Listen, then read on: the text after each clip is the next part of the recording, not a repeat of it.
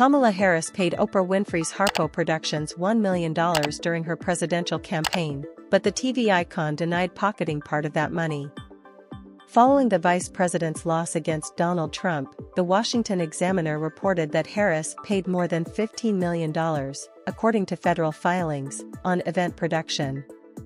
That payment included a $1 million payment to Harpo Productions for the United for America town hall, which was live-streamed on September 19 and hosted by Winfrey, 70. The Wrinkle in Time star asked Harris, 60, how she would tackle immigration, gun violence, and abortion rights.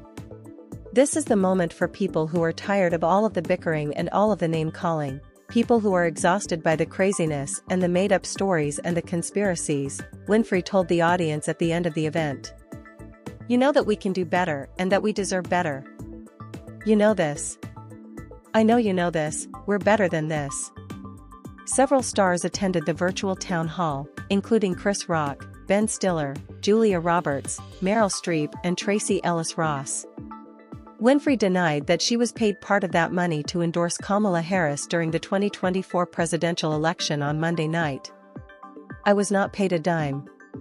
My time and energy was my way of supporting the campaign, she wrote in the comments section of the Shade Room's Instagram post about the rumors. For the live-streaming event in September, my production company Harpo was asked to bring in set design, lights, cameras, microphones, crew, producers, and every other item necessary, including the benches and chairs we sat on, to put on a live production, the Color Purple actress added.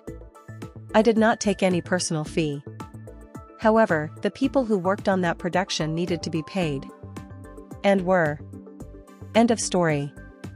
Winfrey also supported Harris at her campaign rally on November 4 in Philadelphia as the latter competed against Trump for President of the United States.